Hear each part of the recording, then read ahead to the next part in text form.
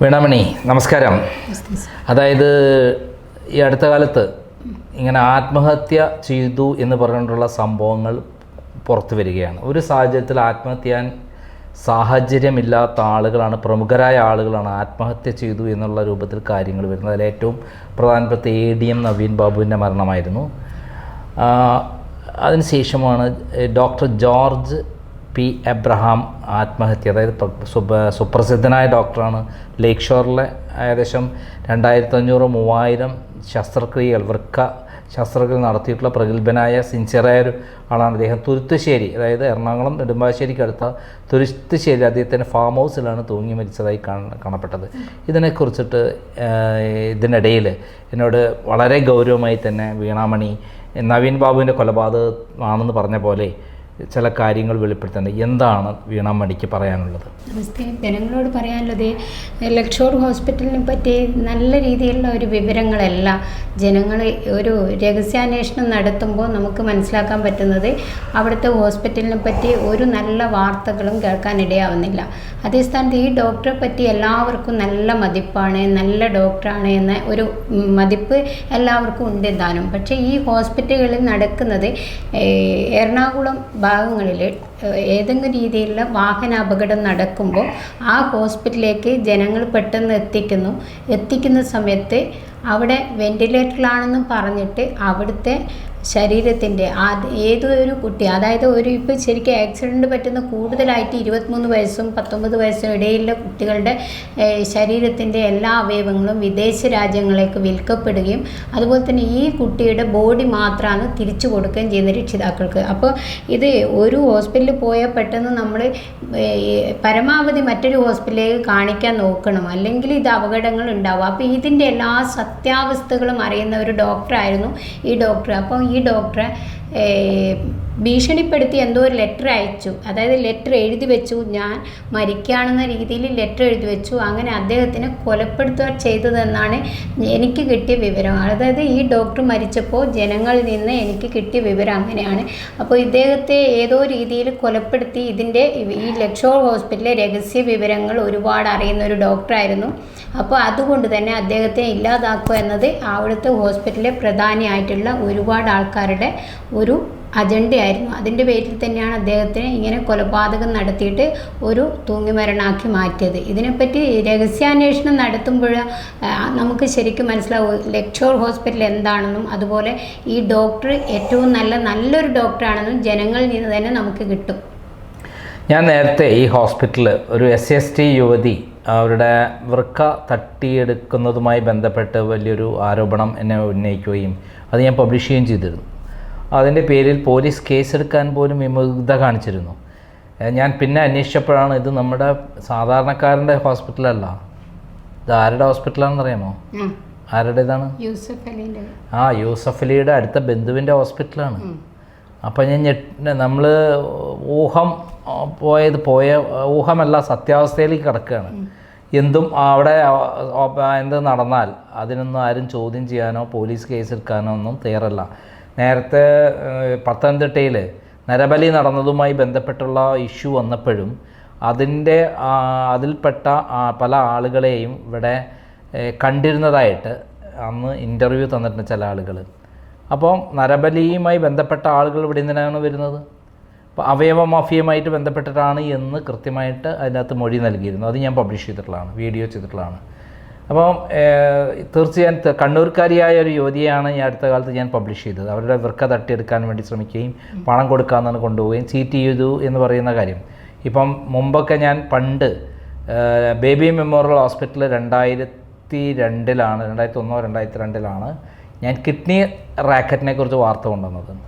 അന്ന് ഗവൺമെൻറ് അന്വേഷണം നടത്തി ആ ഹോസ്പിറ്റൽ കിഡ്നി റാക്കറ്റ് നടക്കുന്നുണ്ടെന്ന് അവിടുത്തെ ഉദ്യോഗസ്ഥന്മാരും അവിടുത്തെ ഉടമകളും ഡോക്ടർമാരും എത്തിക്സ് കമ്മിറ്റി എല്ലാം അടങ്ങുന്ന ഒരു ഗ്യാങ്ങാണ് പ്രവർത്തിക്കുന്നതെന്ന് കണ്ടെത്തുകയുണ്ടായി. എന്നാൽ KM മാണിയുടെ മരുമകൻ സുനിൽ ജോർജ് ആണ് അതിൻ്റെ പ്രധാനപ്പെട്ട നെഫ്രോളജിസ്റ്റ് എന്നുള്ള നിലയിൽ ആ കേസെല്ലാം അട്ടിമറിക്കപ്പെട്ടു. എന്തിന് കോടതിയിൽ പോലും എനിക്കെതിരെ വിധി വന്നു. റിപ്പോർട്ട് എന്തായിരുന്നു അറിയോ? ഇവിടെ മാഫിയ പ്രവർത്തിക്കുന്നുള്ള റിപ്പോർട്ട് ഉണ്ടായിട്ട് പോലും ഞാൻ ഇവിടെ നടക്കുന്നതായി പരാതി എന്ന് വാർത്ത ചെയ്ത് എന്നെ ശിക്ഷിച്ചുകൊണ്ട് ഉത്തരവുണ്ടായി. ജഡ്ജിമാരെ പോലും വിലക്കെടുത്തായി അവിടെ 1 കോടി ഉറുപ്പിക കൊടുത്തതായിട്ട് അവിടുത്തെ ഒരു പത്രം റിപ്പോർട്ട് ചെയ്യേണ്ടായി. അപ്പം ഒരു വലിയ മാഫിയ റാക്കറ്റാണ്, നമ്മൾ വിചാരിക്കുന്ന മാതിരിയല്ല. അപകടത്തിൽപ്പെട്ട് ജോസഫ് എന്ന് പറയുന്ന ഒരാളുടെ ജോസഫിൻ്റെ ഒരു കഥ പറഞ്ഞുകൊണ്ട് നമ്മൾ ഒരു സിനിമേനെ വന്നിട്ടുണ്ട്. അപ്പോൾ ഈ സന്ദർഭത്തിൽ ഇത്തരം കാര്യങ്ങളെ സംബന്ധിച്ച് നേരത്തെ എനിക്ക് ഇൻഫർമേഷൻ ഉണ്ടായിരുന്നു. ജോർജ് പി എബ്രഹാമല്ലേ, അദ്ദേഹത്തിൻ്റെ മരണം ഒരു ദുരൂഹ മരണമാണെന്നും അദ്ദേഹത്തെ കൊന്ന് കെട്ടിത്തൂക്കിയതാണെന്നും അതിന് അദ്ദേഹത്തെ കൊണ്ട് ബോധപൂർവം ലെറ്റർ എഴുതിപ്പിച്ചതാണെന്നുമാണ് പറഞ്ഞത്. അതിനകത്ത് ലെറ്ററിൽ പറഞ്ഞെന്താ, അദ്ദേഹത്തിന് കൈക്ക് വിറയുന്നുണ്ട്, ഓപ്പറേഷൻ ശരിക്കും നടത്താൻ പറ്റുന്നില്ല എന്നൊക്കെ. അത് ശുദ്ധ അപസംബന്ധമാണ് അദ്ദേഹത്തിൻ്റെ ബന്ധുക്കളിൽ നിന്നൊക്കെ വിവരം കിട്ടിയിട്ടുള്ളത്. ഇതേപോലെ ഒരു കൊലപാതകമാണ് ADM നവീൻ ബാബുവിൻ്റെ കൊലപാതകം. അദ്ദേഹത്തിനെ കൊന്ന് കെട്ടിത്തൂക്കിയാണെന്ന് എല്ലാ മേഖലകളിൽ നിന്ന് കൃത്യമായി തെളിവ് വന്നു. റിക്വസ്റ്റ് നടത്തി, മഹസർ നടത്തി. അതെങ്ങനെ ബന്ധുക്കളില്ലാതെ, ബന്ധുക്കളെ അറിയിച്ചോ ഞങ്ങൾ വരികയാണെന്ന്, ബന്ധുക്കളില്ലാതെ നടത്താൻ പാടില്ല എന്നാണ്. പിന്നെ അതിനുശേഷം പരിയാരം മെഡിക്കൽ കോളേജ്, 2 മെഡിക്കൽ കോളേജുകൾ തലശ്ശേരിയിലും കണ്ണൂരിലും ഉണ്ടായിട്ടും അവിടെ നിന്നും കൊണ്ടുപോകാതെ നേരെ പരിയാരം മെഡിക്കൽ കോളേജിൽ കൊണ്ടുപോയി മാത്രം സാറേ, അവിടെ നിന്ന് പോസ്റ്റ്മോർട്ടം ഒന്നും ചെയ്തില്ല. അത് ബന്ധപ്പെട്ടവർക്ക് അത് ഇപ്പോഴും ആ വീഡിയോസ് നോക്കിയാൽ മനസ്സിലാവും. ഒരു പോസ്റ്റ്മോർട്ടം ചെയ്യാതെയാണ് അവിടെ റിപ്പോർട്ട് കോടതിയിൽ കൊടുത്തത്. ആന്തരികവയം പരിശോധിച്ചതിൻ്റെ റിപ്പോർട്ടില്ല, ഭക്ഷണാവശിഷ്ടം പരിശോധിച്ചതിൻ്റെ ഇല്ല, തലയിൽ നമ്മൾ സ്കള്ളില്ല, തലച്ചോറ് ഉള്ളിൽ തുറന്നിട്ടുള്ള ഒരു ഓപ്പറേഷൻ, അങ്ങനെ ഒരു സംഭവം നടന്നിട്ടില്ല. ഈ സംഭവം മരണപ്പെട്ടെന്ന് തന്നെ ഞാൻ ഈ പോസ്റ്റ്മോർട്ടം ചെയ്തു എന്ന് പറഞ്ഞ് ഇവരിങ്ങോട്ടേക്ക് കൊടുത്തപ്പോൾ ഞാൻ പോലീസിനെ ഇത് അറിയിച്ചിട്ടുണ്ടായിരുന്നു. എന്നിട്ടും അവർ ഇത് ഇത്രയും രഹസ്യമൊക്കെ വെച്ചിട്ട് ഒരു ബോഡി പെട്ടെന്ന് കത്തിക്കാൻ ഒരു അജണ്ട അവർ ഏറ്റെടുത്തു. അതിനുശേഷവും അവരിപ്പോൾ 4 മാസം ഗീതാ മേഡത്തിൻ്റെ സത്യസന്ധമായ റിപ്പോർട്ട് പൂഴ്ത്തിവെച്ചു. ഇപ്പം അത് പുറത്തേക്ക് കൊണ്ടുവന്നു. അപ്പോൾ ഇതിപ്പം കൊണ്ടുവന്നതിന് കാരണം ഒന്നേ ഉള്ളൂ, ദിവ്യയുടെ അറിവോടെ ചെയ്ത ഈ പ്രവൃത്തി, കൊലപാതകം ദിവ്യയോ അല്ലെങ്കിൽ CPMൻ്റെ ആൾക്കാരോ അല്ല. ഇതിനകത്ത് ഒരു അടുത്ത കലക്ടറോ അല്ലെങ്കിൽ ബന്ധുക്കളോ പറഞ്ഞിട്ട് തൂങ്ങി മരിച്ചു എന്നാക്കി മാറ്റാൻ വേണ്ടിയിട്ടുള്ള ഒരു എത്തിപ്പെടലാണ് ഇവിടെ ഉണ്ടാകുന്നത്. അല്ലെങ്കിൽ ഗീതാ മേഡത്തിൻ്റെ റിപ്പോർട്ടൊക്കെ പണ്ടേ കോടതിയിൽ കൊടുക്കേണ്ടതായിരുന്നു, അത് കൊടുത്തിട്ടില്ല. ഇതേപോലെ ഞാൻ ഫൈറ്റ് ചെയ്തൊരു കേസാണ് കവിയൂർ കേസ്. കവിയൂർ കേസിൽ ഒരു 15 വയസ്സുകാരിയെ പെൺകുട്ടിയെ ബലാത്സംഗം ചെയ്ത ശേഷം കൊന്ന് കെട്ടിത്തൂക്കി അച്ഛനെ ബാക്കി എല്ലാവരെയും വിഷം കൊടുത്ത്, പാൽക്കഞ്ഞിയിൽ വിഷം കൊടുത്ത് കൊന്നു. എന്നിട്ടെന്താ, ഇതെല്ലാം ആത്മഹത്യയാണെന്നും മാത്രമല്ല ഈ കുട്ടി കന്യകയാണെന്നും ഈ കുട്ടി ബലാത്സംഗം ചെയ്യപ്പെട്ടില്ല എന്നും ഒക്കെ പറഞ്ഞുകൊണ്ട് ശ്രീമതി ടീച്ചറാണ് പിറ്റേ ദിവസം എത്തിയത്. ഏറ്റവും രസകരമായ കാര്യം, കണ്ണൂരിൽ നിന്ന് കഷ്ടപ്പെട്ട് അവർ അവിടെ എത്തി. യഥാർത്ഥ സംഭവം എന്താ, എനിക്ക് കിട്ടിയ ഒരു കത്തുണ്ട്. ആ കത്തിൽ പറയുന്നത് ഈ പറയുന്ന നാരായണ നമ്പൂതിരി പോസ്റ്റ്മോർട്ടം റിപ്പോർട്ടിൽ കൃത്യമായി പറയുന്നത് വിഷവും കഴിച്ചിട്ടുണ്ട്, പിന്നെ മദ്യവും കഴിച്ചിട്ടുണ്ട്. വിഷവും മദ്യവും കഴിച്ചാൽ, ചോദ്യം ഇതാണ്, വിഷവും മദ്യം കഴിച്ചാൽ തൂങ്ങി മരിക്കാൻ പറ്റും? ഇല്ല സാർ, അതെല്ലാം ഒരു ഇപ്പോഴത്തെ ഇത് രാഷ്ട്രീയത്തിൻ്റെ ഓരോ ഇത് അജണ്ട എന്ന് പറഞ്ഞാൽ അവർക്ക് കൊല്ലണമെന്നുണ്ടെങ്കിൽ ഏത് രീതിയിൽ അവർ കൊല്ലും. ഒന്നിക്ക് വാഹന അപകടം, അതല്ലെങ്കിൽ പിന്നെ ഇതുപോലെ തൂങ്ങി മരണമാക്കി പറ്റും. എന്നിട്ട് അവർ ഒന്നിക്ക് നാച്ചുറൽ ഡെത്ത് ആക്കി വെച്ചു, അല്ലെങ്കിൽ ഒരു തൂങ്ങി മരണം, ഇത് ഏതെങ്കിലും ഒന്നാക്കി വെച്ചിട്ട് രക്ഷപ്പെടും. അതായത് അച്ഛൻ നാരായണ നമ്പൂതിരി തൂങ്ങി മരിച്ചു, ബാക്കി എല്ലാവരും വിഷം കഴിച്ചു മരിച്ചെന്നു. എന്നാലും എല്ലാവരും വിഷം കഴിച്ചിട്ടുണ്ട്, എല്ലാവരും പാൽക്കഞ്ഞിയിൽ വിഷം കഴിച്ചിട്ടുണ്ട്, പിന്നെ മദ്യം എങ്ങനെയും കഴിച്ചിട്ടുണ്ട്. മദ്യം എവിടെ നിന്ന് കിട്ടി, ഈ വിഷം ആര് കൊണ്ടുവന്നു, ഇതൊന്നും അതിൻ്റെ പിക്ചറിൽ കണ്ടെത്താൻ CBI പോയില്ല. CBI ഉദ്യോഗസ്ഥൻ അച്ഛൻ നാരായണ നമ്പൂതിരിയാണ് മോളെ പീഡിപ്പിച്ചെന്നുള്ള കഥ ഉണ്ടാക്കാൻ ശ്രമിക്കുകയാണ് ചെയ്തത്. ഇപ്പം ഇദ്ദേഹത്തെ സംബന്ധിച്ചിടത്തോളം ഒരു ആത്മഹത്യാക്കുറിപ്പ് കൈ കിട്ടുകയും ഉന്നതമായ ബന്ധമുള്ളതിനാൽ യാതൊരു അന്വേഷണവും നടക്കുന്നില്ല എന്നുള്ള വിവരമാണ് നമ്മുടെ മുന്നിലുള്ളത്. അല്ല, എൻ്റെ കയ്യിൽ ഇപ്പോൾ തോക്കുണ്ട്. ഞാൻ സാറിന് ഇവിടുന്ന് മുറിയിലിട്ടിട്ട് ആരും ഇല്ലാത്ത സമയത്ത് തോക്ക് കാണിച്ച് ഭീഷണിപ്പെടുത്തി ലെറ്റർ എഴുതുമെന്ന് പറയുമ്പോൾ എഴുതാണ്ടിരിക്കാൻ പറ്റത്തില്ലല്ലോ. ഈ പിന്നെ കവിയൂർ കേസിൽ 2 കുട്ടികളുടെ കഴുത്തിൽ ഞെരിച്ചതിൻ്റെ ഇതുണ്ടായിരുന്നു. എന്താ സംഭവം എന്ന് വെച്ചാൽ, എനിക്ക് വന്ന കത്തിൽ ആ ഒരു പോലീസുകാരൻ, ഈ കൃത്യനിർവഹണത്തിൽ ഉൾപ്പെട്ട ഒരു പോലീസുകാരൻ പറഞ്ഞെന്താ അറിയോ, ഈ 2 പേരെ കൊണ്ട് ആത്മഹത്യാക്കുറിപ്പ് എഴുതിച്ചു. അതിൽ പിമ്പ് മാത്രമാണ്, ലതാ നായർ മാത്രമാണ് പ്രതി, വേറെ ആരും ഇല്ല എന്ന് പറഞ്ഞിട്ട്. അപ്പോൾ മറ്റുള്ളവരെ ആരെയൊന്നും വാച്ച് ചെയ്യില്ല. അപ്പോൾ അതിന് വേണ്ടിയിട്ട് കഴുത്ത് ഞെരിച്ച് നാരായണ നമ്പൂതിരിയെയും മകൾ അനഘയല്ല, ഈ പിന്നെ നാരായണ നമ്പൂതിരിയല്ല, ഈ 2 ചെറിയ കുട്ടികളുണ്ട്, അവരെ കഴുത്ത് ഞെരിച്ച് കൊല്ലണ്ടെങ്കിൽ നിങ്ങൾ എഴുതിക്കോ എന്ന് പറഞ്ഞിട്ട് എഴുതിപ്പിച്ച് 2 പേരെ കൊണ്ട്, അനഘയെ കൊണ്ടും അതേപോലെ നാരായണ നമ്പൂതിരി, അതേപോലെ ഈ ഡോക്ടറെ കൊണ്ട്, ജോർജ് പി തോമസ് കൊണ്ട് ഭീഷണിപ്പെടുത്തി അല്ലെങ്കിൽ അദ്ദേഹത്തെ കൊണ്ട് എഴുതിപ്പിച്ചതാണ് എന്നുള്ള വിവരങ്ങൾ ഹോസ്പിറ്റലിൽ നിന്ന് തന്നെ ചില വിവരങ്ങൾ പുറത്തു വരികയാണ്. അതാണിപ്പം വീണാമണി കൃത്യമായി പറഞ്ഞിരിക്കുന്നത്. പറയാൻ കാരണം ഹൈക്കോടതിയിൽ ഒരു അഡ്വക്കേറ്റ് കഴിഞ്ഞ വർഷം എത്രയും പെട്ടെന്ന് വാ, ഒരു അവയവം നിങ്ങൾക്ക് കിട്ടുന്നുണ്ട്, അതുകൊണ്ട് ശസ്ത്രക്രിയ ചെയ്യാമെന്ന് പറഞ്ഞൊരു ഒരു വക്കീലിനെ വിളിക്കുന്നു. അവർ 25 ലക്ഷം റുപ്യ ആ ഹോസ്പിറ്റലിൽ കെട്ടിവെച്ചിട്ടുണ്ടായിരുന്നു. പക്ഷേ എന്താ പറയണ്ടത്, പെട്ടെന്ന് തന്നെ ആ ഭാര്യയോട് പോലും പറയാതെ ആ വക്കീൽ ഹോസ്പിറ്റലിലെത്തുകയും ആ ഹോസ്പിറ്റലിലെത്തിയ സമയത്ത് അദ്ദേഹത്തിൻ്റെ ശരീരത്തിൻ്റെ മറ്റ് അവയവങ്ങൾ മുഴുവനും ഇവരെടുത്തിട്ട് വൻപിച്ച വിലക്ക് വിൽക്കുകയും ചെയ്തു. ഇവർക്ക് 25 ലക്ഷം കൊടുത്തിട്ടുമില്ല, ബോഡിയാണ് കൊടുത്തത്. അപ്പോൾ ഇത് കുടുംബത്തിൽ അവരിത് കേസ് കൊടുക്കുമ്പോൾ ഇവർ തനിയെ മരിച്ചതാണെന്നും ഇവർക്കിത് എന്താ പറയണ്ടത്, കിഡ്നിക്ക് നല്ല ഡേഞ്ചർ അവസ്ഥ ഇല്ലാത്ത കള്ളത്തരം പറഞ്ഞിട്ട് ആ ഹോസ്പിറ്റലിൽ അവരെ ചതിക്കുക ചെയ്തത്. 25 ലക്ഷം രൂപയും അടിച്ചു മാറ്റി ഇവരുടെ അവയവങ്ങൾ മുഴുവനും വിദേശ രാജ്യങ്ങളിലേക്ക് അയക്കുകയും ചെയ്തു. ഇത്തരത്തിലുള്ള ഈ ഹോസ്പിറ്റലുകൾ ഇനി രഹസ്യാന്വേഷണം നടത്തിയിട്ട് ഇതിനെ പുറത്ത് കൊണ്ടുവന്നില്ലെങ്കിൽ ഇവിടെ ഇനിയും മരണങ്ങൾ ഇതുപോലുള്ള കാണാനിടയാവും. അതുകൊണ്ടാണ് ഞാൻ സാറിനോട് ഇത് പറഞ്ഞത്. സാറ് മുൻപിൽ ഒരു 17-ാം തോന്നുന്നത് പെരിയാർത്ത് ഹോസ്പിറ്റലിനെ പറ്റി ഒരു വാർത്ത കൊടുത്തിട്ടുണ്ടായിരുന്നു. അവിടുത്തെ അവയവങ്ങൾ ഇങ്ങനെ പേഷ്യൻ്റ് കണ്ണൂർ. അപ്പോൾ അതിൻ്റെ തന്നെ ഞാൻ രഹസ്യാന്വേഷണം നടത്തിയപ്പോൾ ഒരുപാട് ആൾക്കാർ എന്നോടും പറഞ്ഞിട്ടുണ്ടായിരുന്നു ഇതിങ്ങനെ പരിഹാരത്ത. അതുകൊണ്ട് തന്നെയാണ് നവീൻ ബാബു സാറിൻ്റെ കാര്യങ്ങളൊക്കെ ഞാനിതിങ്ങനെ ജനങ്ങൾ പറയുന്നത് കൊണ്ടാണ് പോസ്റ്റ്മോർട്ടം ചെയ്തിനോ ഇല്ലയോ എന്നൊക്കെ അന്വേഷിച്ചിട്ട് അന്നില്ല എന്ന് റിപ്പോർട്ട് എനിക്ക് കിട്ടിയത്. സാറത് പരിയാരം മെഡിക്കൽ കോളേജിനെ പറ്റി 2017-ലാന്ന് തോന്നുന്നു ഒരു വാർത്ത ഇട്ടിട്ടുണ്ടായിരുന്നു. ഈ ക്രൈം കൊടുക്കുന്ന വാർത്തകൾ മുഴുവനും സത്യസന്ധമാണ്. അതുകൊണ്ടാണ് അതായത് ഞാനിപ്പോൾ ലാസ്റ്റ് കൊടുത്തിരിക്കുന്നത് കോവിഡ് കാലത്ത് 2020 കാലത്ത് കോവിഡ് പേഷ്യൻസ് സൂക്കട് കൂടിയ വയസ്സായ ആളുകളെ കൊണ്ടുപോയിട്ട് ഒരു പ്രത്യേക മറയ്ക്കുള്ളിൽ കൊണ്ടുപോകണു.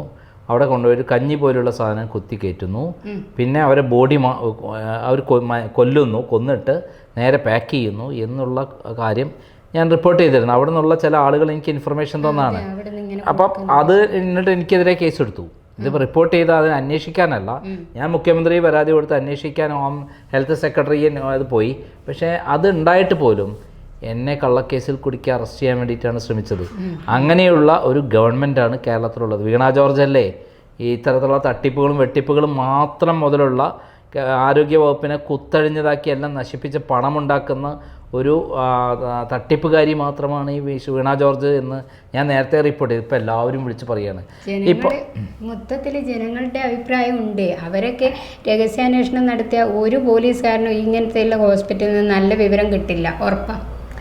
അതായത് ഡോക്ടർ അസാധാരണ കഴിവുള്ള മാന്യനായ എല്ലാവരോടും നല്ല രൂപത്തിൽ സംസാരിക്കുന്ന അദ്ദേഹത്തിനടുത്ത് പോയി കഴിഞ്ഞാൽ തന്നെ നമുക്ക് ഓട്ടോമാറ്റിക് അദ്ദേഹത്തിൻ്റെ ചികിത്സയിലേക്ക് പോകാൻ ശ്രമിച്ചതായി ഒരു കൂളായിട്ട് ഒരു ഉറുമ്പ് അരിക്കുന്ന പോലെ ഉറുമ്പ് കടിക്കുന്ന വേദന പോലും ഉണ്ടാവില്ല എന്ന് പറഞ്ഞിട്ടാണ് പലരെയും വിശ്വാസം കൊടുത്തും ആശ്വാസം കൊടുത്തും ഓപ്പറേഷൻ നടത്തുന്നത്. പക്ഷേ അദ്ദേഹത്തെ കൊണ്ട് ഇത്തരത്തിൽ അവയവ മാഫിയയുടെ പ്രവർത്തനങ്ങൾക്ക് വേണ്ടി ദുരുപയോഗം ചെയ്തു എന്ന് പറയുന്ന ഒരു ആരോപണമാണ് വീണാമണി ഇപ്പം ഉന്നയിച്ചിരിക്കുന്നത്. അത് വളരെ ഗൗരവമുള്ള കാര്യമാണ്. വിദേശത്തേക്ക് അവയവങ്ങൾ മാറ്റുന്നു. അതായത് അദ്ദേഹത്തിൻ്റെ നെഫ്രോളജിയാണ്, അതായത് കിഡ്നിയാണ് അദ്ദേഹം ഓപ്പറേഷൻ എടുത്ത് മാറ്റുന്നത്. കിഡ്നിക്ക് ഇപ്പോഴത്തെ വിദേശത്തെ മാർക്കറ്റ് 1 കോടി റുപ്യൊക്കെയാണ്. ഇവിടെ ഞാൻ റിപ്പോർട്ട് ചെയ്ത എന്താ വെച്ചാൽ അന്ന് 10 ലക്ഷം കൊടുക്കാമെന്ന് പറഞ്ഞിട്ട് പൈസ തരാമെന്ന് പറഞ്ഞിട്ടാണ് കൊണ്ടുപോയി ഒരു ലേഡിയുടെ കണ്ണൂർ സ്വദേശിനിയായ ലേഡിയുടെ വൃക്ക തട്ടിയെടുക്കാൻ ശ്രമിച്ചു എന്ന് പറയുന്ന കാര്യം. ആ 10 ലക്ഷമാണെങ്കിൽ അത് വിൽക്കുന്നത് ഞാൻ മനസ്സിലാക്കുന്നത് ഒരു കിഡ്നിക്ക് 1 കോടി രൂപയൊക്കെയാണ് വിദേശത്തേക്ക്. വിദേശത്തുനിന്ന് പേഷ്യൻസ് ഇവിടെ വരികയാണ്, അവിടെ പോകേണ്ട ആവശ്യമില്ല. വിദേശികളായ പേഷ്യൻസ് കേരളത്തിൽ ഏറ്റവും അധികം വരുന്നത് എവിടെ അറിയോ? ലേക്ക് ഷോറിലാണ്. ഡോളർ അവിടെ നിന്ന് വരുന്ന വിദേശികളായതുകൊണ്ട് ഡോളർ ഇടപാടാണ്. ഇവിടുത്തെ Indian rupees ആയിരിക്കും.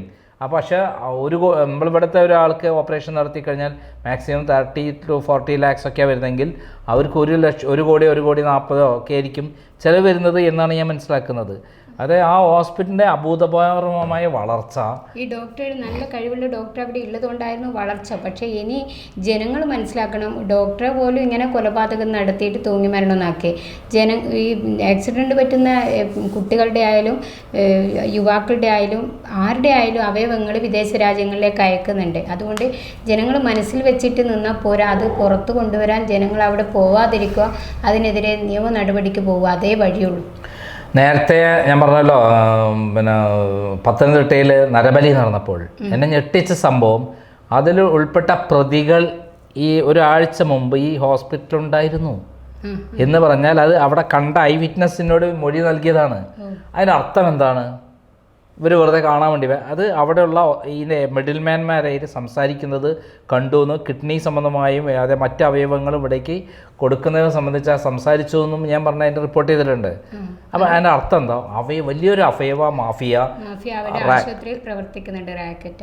അതോടനുബന്ധിച്ച് ലേക്ക് ഷോറിനുള്ളിലോ അല്ല പുറത്തോ പ്രവർത്തിക്കുന്നുണ്ടെന്നുള്ളതിൻ്റെ ഏറ്റവും തെളിവാണ്. എന്തായാലും ഈ ഡോക്ടറുടെ മരണം ദുരൂഹതയുള്ളതാണ്. അദ്ദേഹത്തെ അവരെ കൊന്നു എന്ന് പറയുന്ന വീണാമണിയുടെ വെളിപ്പെടുത്തൽ വളരെ ഞെട്ടിക്കുന്നതാണ്.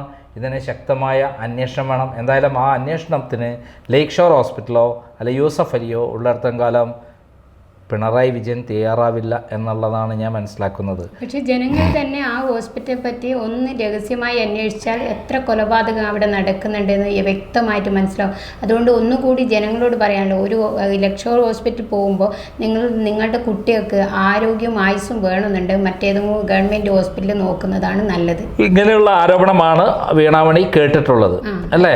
അവിടെയുള്ള പല ആളുകളും പറഞ്ഞ അറിവാണ് നമ്മൾ ബോധവൽക്കരണത്തിന് വേണ്ടി ഇതാവുന്നത്. അതുകൊണ്ട് തന്നെ ലേക്ക് ഷോർ ഹോസ്പിറ്റൽ അങ്ങനെ കൃത്യമായി നിയമപരമായി മുന്നോട്ട് പോകണം എന്നുള്ളതാണ് ഈ അവസരത്തിൽ പറയാനുള്ളത്. കാരണം ലേക്ക് ഷോർ ഹോസ്പിറ്റലിൻ്റെ ഉടമ എന്ന് പറയുന്നത് യൂസഫ് അലിയുടെ സ്വന്തം ബന്ധുവാണ്. അതൊക്കെ ശരി തന്നെ. പക്ഷേ സാധാരണക്കാരായ ജനങ്ങളോട്, പാവപ്പെട്ട രോഗികളോട് നീതി പുലർത്തണം എന്നുള്ളതാണ് നമുക്ക് അഭ്യർത്ഥിക്കാനുള്ളത്. എല്ലാം ഇങ്ങനെ അപകടത്തിൽപ്പെടുത്തുന്ന ജനങ്ങളെ അവരെ രക്ഷിക്കണം എന്ന ഉദ്ദേശമായിരുന്നു ആ ഡോക്ടർക്ക്. അതുകൊണ്ടാണ് ആ ഡോക്ടറെ ഇല്ലാതാക്കിയത്. അപ്പോൾ ആ ഡോക്ടർ എങ്ങനെയാണ് മരിച്ചതെന്ന് ജനങ്ങൾക്ക് തന്നെ ഒരു രഹസ്യാന്വേഷണം നടത്തിയാൽ മനസ്സിലാവും. ഇവിടുത്തെ പോലീസ് അത് ചെയ്യില്ല എന്നറിയാം, കാരണം പോലീസിന് ചെയ്യാൻ അനുവദിക്കും. നമുക്ക് ഉറപ്പിച്ച് പറയാവുന്ന കാര്യം, ഡോക്ടർ ജോർജ് പി അബ്രഹാം ഒരിക്കലും തൂങ്ങി മരിക്കില്ല. ഉറപ്പാണ്. ഒരു കാരണവശാലും അദ്ദേഹം തൂങ്ങി മരിക്കില്ല. അദ്ദേഹം ഡോക്ടറാണ്, ആയിരക്കണക്കിന് ആൾക്കാർ രക്ഷിച്ചുള്ള ആളാണ്. പിന്നെ ചികിത്സയെക്കുറിച്ച് അറിയാം. ഇങ്ങനെ ഒരു ചെറിയ വിറയിൽ വന്നു എന്നൊക്കെ പറഞ്ഞിട്ട് എഴുതി പിടിപ്പിച്ച ഒരു കഥ ഉണ്ടാക്കി കഴിഞ്ഞാൽ നമ്മൾ വിശ്വസിക്കാൻ പൊട്ടന്മാരാണോ ഈ കേരളത്തിലുള്ള ആൾക്കാർ? ആ ലെറ്റർ തന്നെ പരിശോധിച്ച സാറ് മനസ്സിലാവും, വിറയിലുള്ള കൈ കൊണ്ട് എഴുതിയ ലെറ്റർ അല്ല കാണുന്നത്. അപ്പോൾ അതെന്നെ മനസ്സിലാവും. അപ്പോൾ ജനങ്ങളെ ഇങ്ങനെ പൊട്ടന്മാരാക്കിക്കൊണ്ടേയിരിക്കലാണ്. ജനങ്ങൾ മനഃശാസ്ത്രപരമായിട്ട് ഇതിൻ്റെ കാര്യങ്ങൾ ശ്രദ്ധിച്ചിട്ട് കൈകാര്യം ചെയ്യുക. നിങ്ങളുടെ ജീവനും നിങ്ങളുടെ കുടുംബത്തിൻ്റെ ജീവനാണ് കയ്യിൽ എങ്കിൽ നിങ്ങൾ ഇത്തരത്തിലുള്ള ആ ഹോസ്പിറ്റലിൽ പോകുമ്പോൾ ജീവനാണോ വലുത് അല്ല നിങ്ങളുടെ പ്രാണനാണോ വലുത് നിങ്ങൾ ചിന്തിക്കുക. ഓക്കെ, നന്ദി, നമസ്കാരം.